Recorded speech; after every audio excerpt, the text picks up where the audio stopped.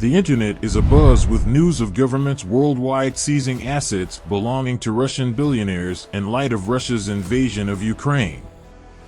Notably, Alisher Usmanov, a Russian billionaire allegedly linked to the Kremlin, had his $700 million yacht, Vilbar, seized by Germany after the U.S. government sanctioned him.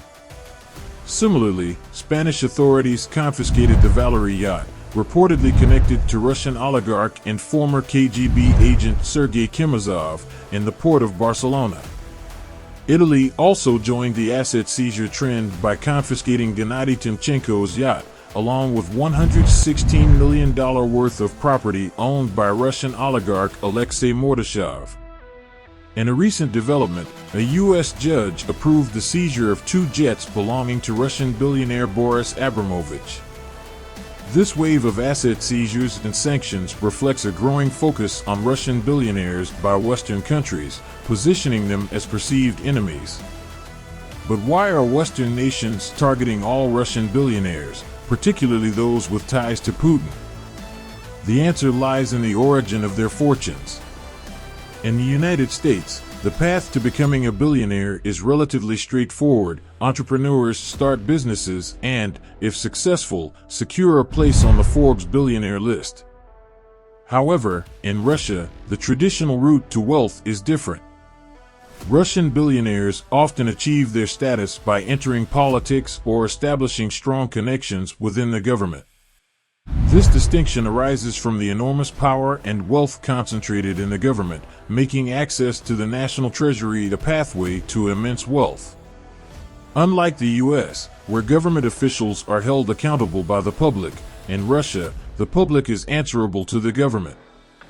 Those with government ties can enjoy both financial benefits and unchecked power, allowing them to manipulate the legal system to their advantage. The transition to capitalism in Russia only began after the collapse of the Soviet Union in 1991. Before that, capitalism was illegal, and there were no official billionaires in the country. However, Boris Yeltsin, the president at the time, sought support from bankers to finance his re-election campaign, leveraging government funds managed by these bankers. This scheme involved lending Yeltsin $500 million at a staggering annual interest rate of 150%, with the government's shares in major companies as collateral. When the government failed to repay the loans within a year, the banks acquired these shares. This led to the sudden emergence of 7 billionaires, including Mikhail Khodorkovsky, who gained a majority stake in Yukos, Russia's largest oil and gas company, and Boris Berezovsky and Roman Abramovich, who secured Sibneft. This process rapidly transferred ownership of major companies to these individuals, solely due to their close ties to the former president. Becoming a billionaire in Russia primarily relies on establishing friendships with high-ranking government officials, particularly the president. Current examples include Arkady Rotenberg, whose close friendship with Vladimir Putin propelled him to billionaire status. Gennady Timchenko, who became Putin's friend before his presidency, also experienced a significant increase in wealth following Putin's inauguration. Igor Sechin, the CEO of Russia's largest oil and gas company, was previously Putin's security guard before his appointment to the position.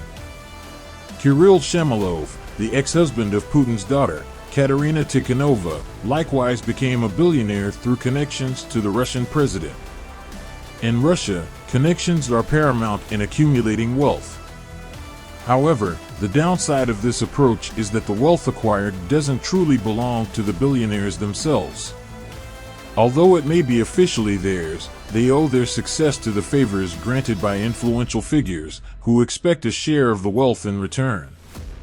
They maintain control over the billionaires by facilitating their immense fortunes, but can also dismantle their success if they ever oppose the government or become disfavored. Those who challenge the government, like Khodorkovsky, may face imprisonment, while others, like Berezovsky, are forced to flee the country or face tragic consequences. Abramovich, who chose to align with the government, received both protection and generous rewards. Another drawback of this strategy is the constant risk of being targeted and losing everything. The government can swiftly transform a billionaire into a poor prisoner, as seen with the Magomedov brothers, who earned billions through government connections and subsidies but found themselves incarcerated and their assets seized when they clashed with government officials.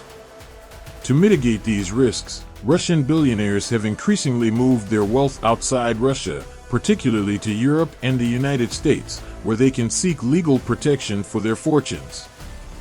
However, in response to Russia's invasion of Ukraine, the US and the EU have initiated sanctions against individuals closely linked to the Russian government and Putin. These sanctions involve seizing superyachts, mansions, jets, and freezing assets held in Western banks. The future of Russian billionaires remains uncertain under these circumstances, raising questions about the desirability of pursuing billionaire status in Russia. In summary, becoming a Russian billionaire often entails building connections with influential government figures, particularly the president. This approach can lead to immense wealth, but it comes with the risk of losing everything if relationships sour. In recent times, Russian billionaires are also contending with the seizure of their assets by Western nations as a response to Russia's actions on the international stage. The path to billionaire status in Russia is distinct from that in the United States, emphasizing the importance of political connections and alliances in the pursuit of wealth.